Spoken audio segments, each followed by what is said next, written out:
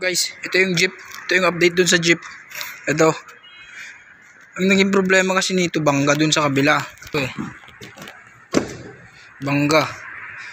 Ngayon, ang natitira na lang ito na lang yung natitira na problema nun. Lahat. Ngayon, ang pinalitan. Yan.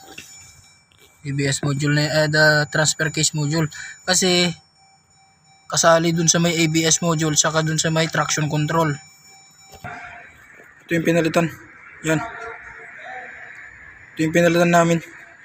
Sinong una pa lang, duda na ako dito. Kaya tinanong ko si Boss Manuel kung pinalitan nila to. Pero di niya alam, kaya yun pinapalit namin ulit. Transfer case module. Ngayon wala na yung traction control. Doon na nakailaw. Clear na lahat. Ito yung Grand Cherokee na Jeep. Ayun. Grand Cherokee. Yan. Grand Cherokee.